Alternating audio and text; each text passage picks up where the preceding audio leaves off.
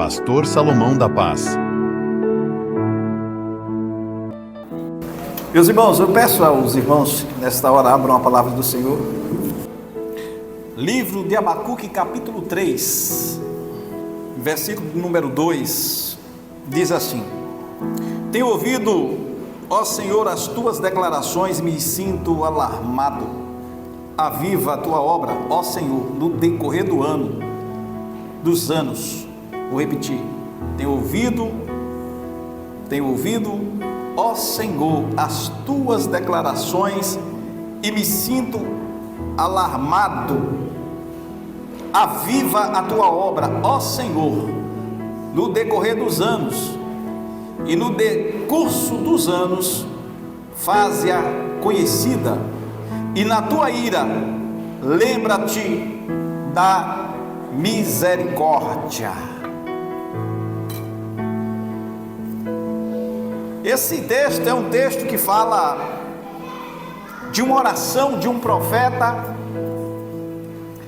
pelo sentimento que havia nele, da percepção do que havia acontecido com o povo hebreu, com o povo de Deus, e as consequências que vieram sobre este povo por não estar ouvindo a voz de Deus e a voz profética de todos quanto haviam se levantado para poder anunciar o que haveria com o povo de Deus se não ouvisse a palavra do Senhor.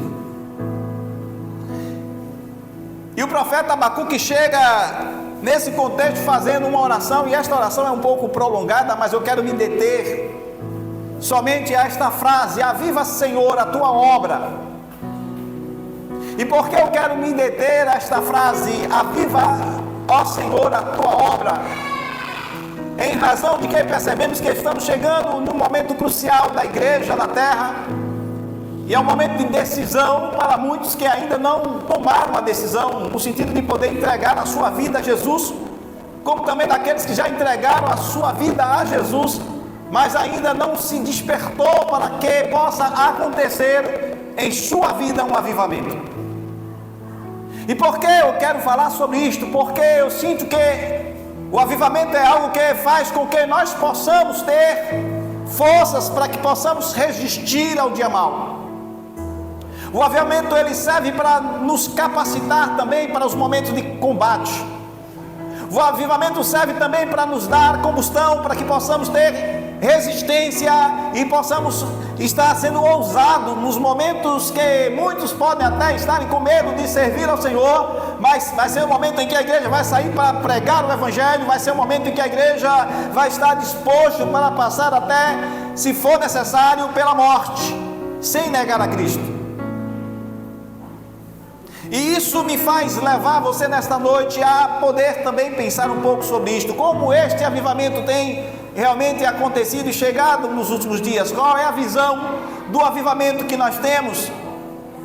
O que nós vemos como avivamento, que alguns dizem que existem igrejas que são avivadas, outras não, e o que está realmente como propósito, como projeto de Deus para a vida da igreja.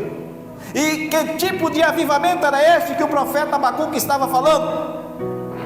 O profeta Abacuque estava dizendo: ó Senhor, eu tenho ouvido as tuas declarações, eu tenho ouvido a tua palavra, eu tenho ouvido aquilo que o Senhor tem falado ao meu coração, eu tenho ouvido e estou ciente do que está acontecendo.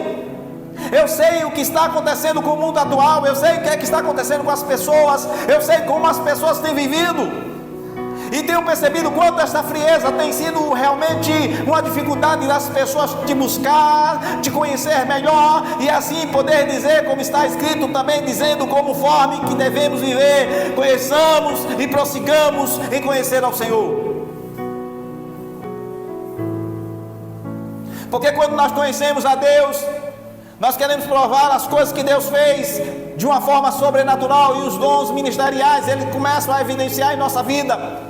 E existem algumas coisas que fazem com que, através do avivamento, comece a aparecer em nós, não somente os dons naturais, mas muito mais um dom sobrenatural que vem como dádiva de Deus, para que possamos vivenciar as delícias do reino de Deus aqui na terra. E o reavivamento, no contexto geral, significa o ato, o efeito de tornar algo mais vivo, mais intenso, mais brilhante novamente. Parece que alguém que brilhava, parece que alguém que tinha uma intensidade perdeu essa intensidade. Parece que alguém que tinha um brilho perdeu este brilho. Parece que o reavivamento leva as pessoas a uma necessidade de perceber que todo tempo é tempo de estar buscando, porque se não estivermos buscando o reavivamento, nós vamos cair na mesmice.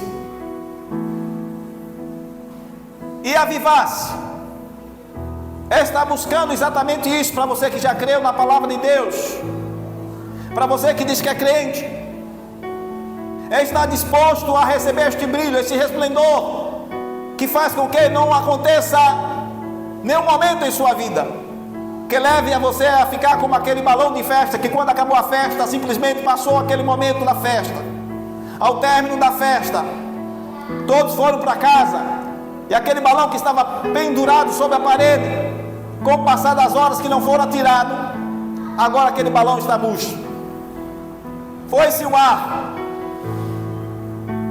acabou aquele gás que estaria ali para poder fazer com que aquele balão pudesse ser belo, ser visto como um balão que estava ali para enfeitá-lo. Você não foi chamado para enfeitar este mundo. Você foi chamado para ser sal. Você foi chamado para ser luz. E quando a gente vê esse texto, o profeta falando assim, a gente lembra do apóstolo Paulo dizendo para Timóteo: Timóteo, reavive o dom que há em ti. E lá no livro de Timóteo, capítulo 1, a gente consegue ver Paulo exortando Timóteo dessa forma, dizendo assim a Timóteo. 1 Timóteo capítulo 1, versículo 6: por esta razão, pois, te admoesto que reavive o dom de Deus que há em ti, pela imposição das minhas mãos. Paulo estava dizendo para Timóteo, seu filho da fé, que era necessário ele reavivar o dom. E por que era necessário reavivar o dom? Porque se não estivermos buscando reavivarmos o dom que Deus nos dá pela sua infinita misericórdia e graça, nós estamos sujeitos a perdermos o melhor de Deus. Nós estamos sujeitos a perder as oportunidades que Deus está nos dando nos dias atuais. E as marcas de um avivamento leva-nos a vivermos um avivamento pautado em um arrependimento genuíno. As marcas de um avivamento produzem em nós um arrependimento genuíno. É um arrependimento que acontece, por ser sincero, quando nós temos os nossos sentimentos e percebemos a nossa fraqueza, percebemos a nossa limitação, percebemos a nossa incapacidade, percebemos o nosso pecado, e assim buscamos a Deus. E quando nós estamos deixando com que essas marcas de um avivamento comecem a estar ficando sobre nós, é quando nós estamos sujeitos a estarmos reconhecendo que nós erramos. E um arrependimento sincero, ele vem por uma profunda reflexão sobre o pecado e uma busca por uma mudança. É uma profunda reflexão sobre o pecado, mas é também uma busca por uma mudança, por uma transformação. Isso acontece, meus irmãos, simplesmente porque aquilo que começa a transformar a nossa vida, nos leva também como sendo marcados pelo poder deste arrependimento, a estarmos buscando ao Senhor através da oração, a estar buscando ao Senhor, e através da busca ao Senhor pela oração, nós podemos viver uma vida de renovação genuína, porque nós estamos falando com Deus, e Deus está falando conosco. Então a busca intensa pela oração, em segundo lugar, ela vem pela uma renovada devoção à oração.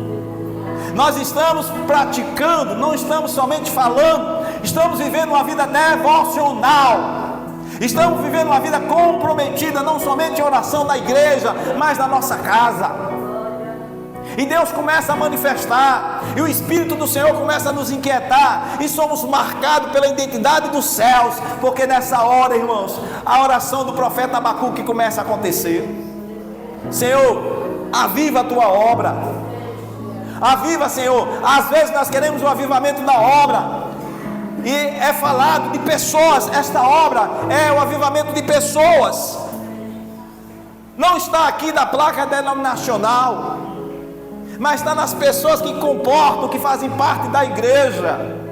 Não está na igreja A, B, C, como alguns acham que essas igrejas elas são realmente avivadas e outras não, mas parte de um comprometimento, de um relacionamento que nós temos com Deus. Em terceiro lugar, esta marca de um avivamento, ela vem pela compaixão que nós temos pelas pessoas. Quando nós temos isso, meus irmãos, as pessoas elas começam a ser alcançadas e o nosso coração fica sensível ao sofrimento alheio. A gente vê as pessoas que estão realmente precisando de ajuda e nós nos colocamos à disposição para estar servindo essas pessoas. E isso, irmãos, é a prova de que o avivamento chegou. É por isso que João ele diz: filhinhos, não vos amei somente de palavras, mas por obra e em verdade. Nós temos que amar, irmãos, não somente em palavras, mas em atitudes. Por isso é preciso ver que as marcas de um avivamento começam a acontecer em nós, quando nós começamos a perceber essas coisas sobre cada um daqueles que professam a fé. Em quarto lugar, irmãos, Deus começa a promover em nosso meio sinais e maravilhas.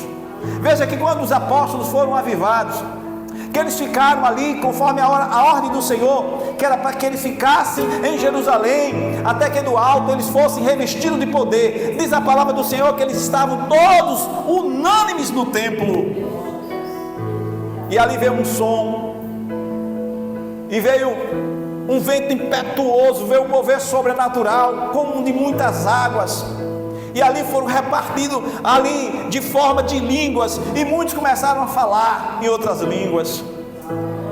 Os sinais começaram a ser evidenciados, porque o avivamento quando vem, irmãos, a unção vem de uma forma, irmãos, que não tem como você medir, não tem como você comparar. As coisas começam a acontecer porque é Deus derramando a sua graça sobre a igreja, e os sinais de maravilhas e os prodígios começam a acontecer. Lembra de Pedro? Pedro estava andando e ali parou, ali diante dele, um homem que precisava de uma cura, de um milagre. E Pedro ele disse: olha, eu não tenho prata, não tenho ouro, mas para aquele paralítico ele disse: mas o que eu tenho, eu te dou, em nome de Jesus Cristo de Nazaré, levanta. Irmãos, as coisas começam a acontecer, o milagre começa a vir através de você. Ah, pastor, através de mim? É assim mesmo, porque você agora está vivendo este evangelho, você agora está andando em novidade de vida, e agora os sinais, conforme está em Marcos 16,15, os sinais seguirão aos que crerem. Não é privilégio somente do pastor, do presbítero, é privilégio para aqueles que estão professando a fé, que estão orando, que estão vivendo uma vida de santidade. E no momento, irmãos, que Deus quiser manifestar a sua glória, Ele vai procurar os seus, e estes são marcados com a identidade dos céus, e estes são marcados com as coisas que Deus começa a mostrar-nos nesse momento para você nesta noite.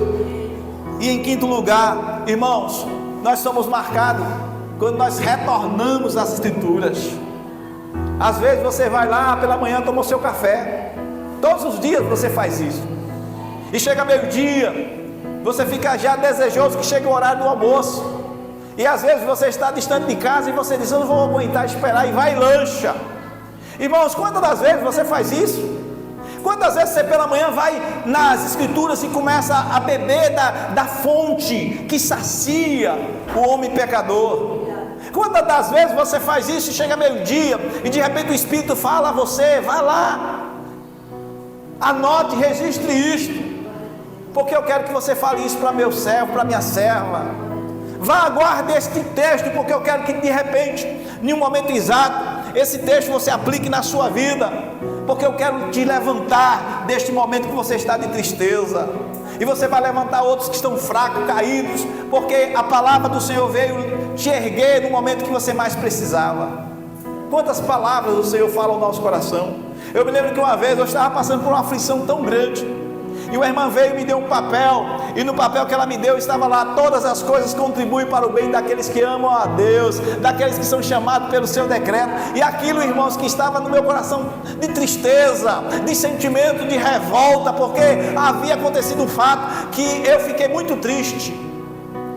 Mas quando aquela irmã me deu aquele bilhete ali na porta daquele templo, eu estava chorando, e ela me deu aquele versículo, eu guardei, e eu nunca esqueci dessa irmã, porque no momento mais difícil da minha vida, Deus usou ela para me dar aquele texto que eu estava precisando. E eu fiquei pensando: Senhor, como é que pode isso contribuir para o bem, Senhor? Uma coisa que aos meus olhos parece ser horrível, aos meus olhos parece ser algo danoso, e Deus mostrou, irmãos, com o passar do tempo, que aquilo ali contribuiu para o bem. Deus mostrou que através daquela morte do meu eu, Deus estava levantando um grande exército. Deus mostrou que através da morte daqueles que estavam se colocando para servir verdadeiramente a Deus, Deus levantou esses jovens e essas irmãs que estavam vivendo naquele tempo na presença do Senhor. Quando nós estamos andando na presença do Senhor, meus irmãos, não tem nada que possa impedir, ninguém detém, porque quando a obra é santa, irmãos, nós estamos andando na presença do Senhor, e tudo que é de Deus, irmãos, permanece.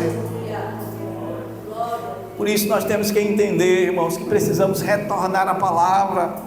Muitos estão perdendo a alegria porque deixou de examinar as Escrituras. Muitos estão transferindo culpa, transferindo responsabilidades, porque deixou de examinar as Escrituras. Quando nós examinamos as Escrituras, Deus fala conosco, e muitas das vezes aquilo que nós estávamos vendo como problema, irmãos, é a solução.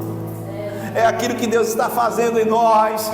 É Deus trabalhando no nosso caráter, é Deus nos inclinando para uma posição que nós nunca iríamos sozinhos, irmãos. E Deus está usando pessoas para levar você para a posição. Eu vejo que tem pessoas, irmãos, que se acidentam, e de repente a perna quebrou, o braço entortou, e coloca-se um gesso ali, e fica um determinado tempo. E as pessoas que quando colocam o gesso ali, elas ficam com o passar do tempo querendo coçar, querendo mexer, querendo tirar, e tem alguns que tiram antes o gesso. Aquele molde tem um propósito. Mas está doendo, pastor, mas tem um propósito. É para que você fique na posição, é para que você seja curado, é para que o nervo, é para que o osso comece agora a tomar uma forma, ele comece agora a se encaixar, porque todo edifício bem ajustado cresce para ser santuário do Senhor. E em quinto lugar, meus irmãos, o retorno às Escrituras, uma renovada valorização à Bíblia como fonte de verdade e direção espiritual, com a busca por um conhecimento mais profundo da palavra de Deus. Busque conhecer a vontade de Deus. Tem gente sofrendo porque não sabe o que é a vontade de Deus. Tem gente sofrendo porque só pensa no eu, o egocentrismo. E um dos sinais, uma das evidências, irmãos, de pessoas que estão aí frustradas, murmurando, é porque há um egocentrismo, há uma visão antibíblica, uma visão que é mergulhada na própria natureza da vontade pecaminosa. Mas a vontade que nos leva para a direção, irmão, é quando nós nos sujeitamos à palavra. E aí vai acontecer a unidade da igreja. Uma das marcas, irmãos, de um verdadeiro avivamento é a unidade da igreja. Deus só derrama a unção, Deus só faz prodígios e sinais quando há concordância, porque tudo que ligares na terra, diz o Senhor, é assim será ligado no céu, irmãos. Mas não pode estar um ligando e outro desligando, um concordando e o outro pensando diferente. Tem que haver de uma forma homogênea, porque a massa é uma só, e há uma necessidade de tirar o fermento, porque o fermento contamina, porque o fermento impede, e isso quem faz é Deus. Quando nós estamos nos submetendo à sua palavra, nós estamos dizendo que a palavra remove tudo. Pedro entendeu. Jesus disse para Pedro: Pedro, vós estáis limpo pela palavra que vos tenho pregado. Palavra santifica, palavra purifica. Palavra nos leva, irmãos, a vivermos mudança. Mudança é uma transformação real na vida do crente, com a busca pela santidade, pelo testemunho de um crente transformado pela palavra. E esta mudança vem fazendo com que nós possamos atender às necessidades do povo, das pessoas, porque você foi chamado para ser um servo. E nós não estamos, irmãos, entrando num restaurante para sentarmos e sermos servidos, porque pagamos a conta já foi paga. Nós estamos em um templo para servirmos ao Senhor, servirmos ao irmão. Nós estamos aqui, irmãos, para colocarmos diante de Deus o nosso coração de uma forma humilde, para estarmos submissos, de uma postura que de fato glorifica o nome do Senhor, porque não dá, irmãos, para vivermos de uma postura sem sermos humildes, porque estamos debaixo de um propósito, e o plano é de Deus. Ele disse: edificarei a minha igreja e a porta do inferno não prevalecerá contra ela. Submissão à palavra, submissão aos princípios. Não quebre princípio. Tenha humildade e reconheça que Deus quer falar do teu coração. E por último, persevere. Paulo estava dando uma orientação a Timóteo, porque Timóteo estava certo daquilo que ele precisava fazer. A pior coisa, irmãos, é você admoestar desordeiro. A pior coisa, irmão, você querer orientar pessoas que não querem ser orientadas, pessoas que não querem ser submissas. Não tem como transformar pessoas que não querem ser transformadas. Nem o Espírito Santo vai fazer se você não permitir, se você não estiver sensível à voz de Deus. Nem o Espírito Santo vai fazer na vida do pastor, na vida do bispo, na vida de seja lá de quem for, se não estiver sensível a ouvir a voz de Deus. É preciso que nós tenhamos isso, um coração capaz de estar sensível à voz de Deus. E Paulo estava exortando aquele que estava sensível. E certa vez Paulo disse: olha, o que da minha parte ouviste, transmita a homens fiéis e idôneos para instruir a outros. O que da minha parte que você tem ouvido, transmita a homens fiéis. Às vezes, irmão, nós estamos transmitindo orientação para pessoas que não são fiéis, pessoas que são submissas. E Paulo estava querendo dizer a Timóteo: Timóteo, olha, reavive o dom que há em ti pela imposição de mãos. Por isso há uma recomendação que a ninguém imponha as mãos precipitadamente. Quantas pessoas no ministério a gente olhou e a gente ouviu algumas pessoas dizerem: este dá para este serviço, este dá para este serviço. E Deus falou no meu coração: não é o momento, porque elas têm que ser provadas, é bíblico. O tempo é que vai mostrar. E alguns que foram de forma precipitadas, levantados, desistiram quando vieram as primeiras provas. E alguns que nem levantados foram, mas que diziam que queriam, e não houve paciência para esperar. Eu lembro-me quando eu estava chegando ao ministério pastoral, e algumas pessoas chegavam para mim e diziam: você é muito paciente em esperar tanto tempo, você como aspirante no ministério. 2, você imagina você entrar como candidato ao ministério pastoral, ficar 2, 4, 6, 8 anos, dirigir trabalho, abrir congregações, e você está lá servindo ao Senhor. Você ir para o Rio de Janeiro, concílios e concílios, e você voltar e ver nomes que estavam sendo apresentados para ser consagrados, e o seu nome não está na lista. E você ir gastar passagem de avião, ir para lá, e ficar naquele concílio sem saber o que vai acontecer. Mas pacientemente nós íamos para lá, porque como aspirante tinha que estar em todos os concílios, e levava o paletó. Será que é dessa vez? E de repente saiu os nomes dos candidatos que iam ser levados para a consagração, e o meu não estava.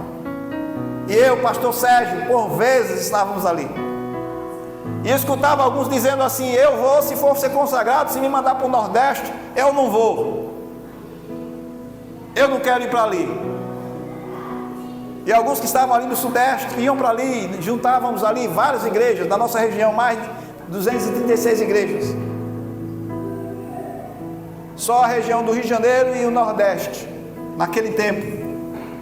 E eu chegava ali sem saber se ia para o Rio, se ia ficar por aqui, o que Deus iria fazer na minha vida. Por vezes eu voltava triste, sem entender porque o meu nome não estava na lista.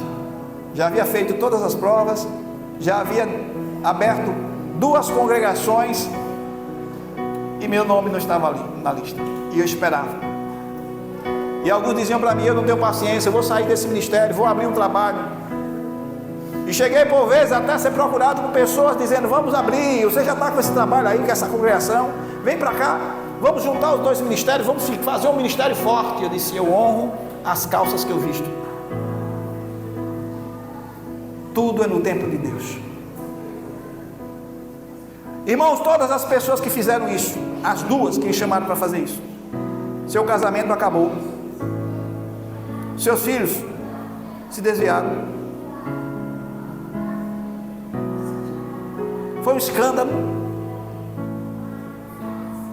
E todas as 2 obras que eles abriram não foram adiante. Eu, pela misericórdia de Deus, irmãos, estou ao longo desses anos servindo ao Senhor com alegria, mas entendendo que existe um propósito de Deus na vida de cada um de nós, e Deus cumpre no seu tempo.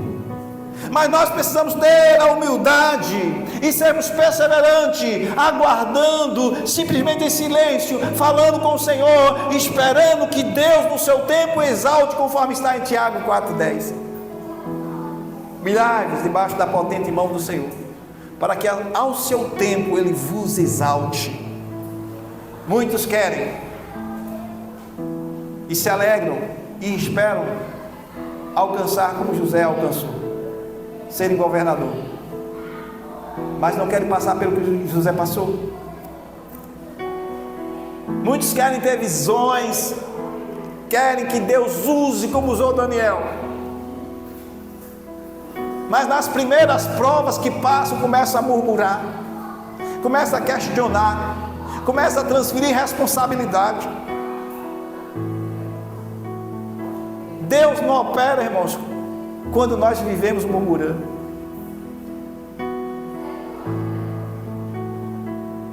Mas Deus opera quando nós estamos perseverando, fazendo tão somente a sua vontade, porque a seu tempo ceifaremos, se não houvermos desfalecido, diz na carta de Romanos. A seu tempo ceifaremos, ou seja, vamos colher, se não houver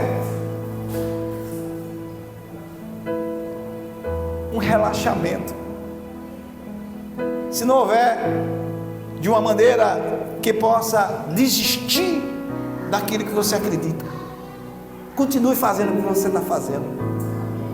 Deus confiou algo em tuas mãos. Seja zeloso com o que Deus confiou. Seja cuidadoso. Honre quem te honrou. Respeite quem te respeitou. Sirva a todos sem exceção. Se coloque na torre de vigília. Se coloque como arauto do rei. Quando estiver para vir o perigo, anuncie o perigo. É isso que o papel do arauto faz.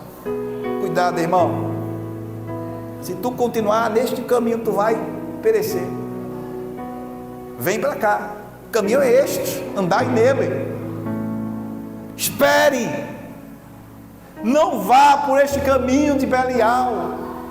Nós estamos estudando na escola dominical, foi falado aqui, a escola está uma bênção.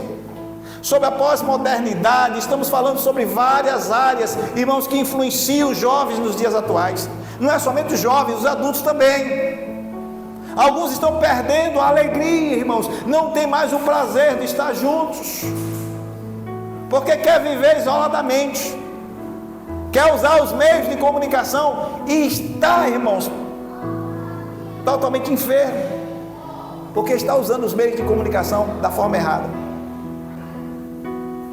E esse satélite que está aí, que quem controla é os Estados Unidos, o GPS, que é um programa ligado no satélite que é americano, que está lá em cima, e que você paga em cada telefone que você compra um imposto por esse satélite. O que será?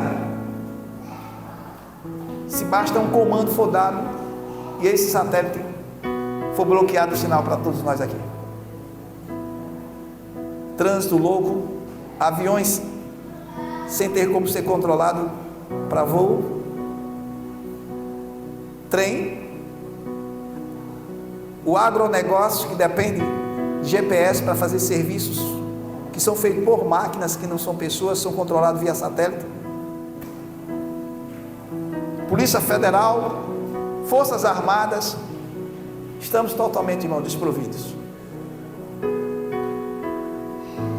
Não se briga com grande. Com grande, põe o joelho no chão.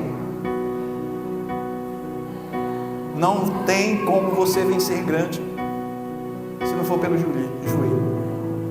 A ex, né, já faleceu, rainha da Inglaterra, ela dizia: eu não tenho medo de bomba atômica, eu não tenho medo de canhão, não tenho medo de arma nenhuma. O que me faz eu temer é oração de crente. Eu quero concluir dizendo para você: seja mulher de oração, seja homem de oração. Feche tua boca e bota tua boca no pó e geme na presença do Senhor. Você vai ver o avivamento chegar, primeiro em seu coração. E chegando ao seu coração, você vai, com uma brasa viva, vai contagiar aquele que está ao seu lado. E não será mais um só, será dois.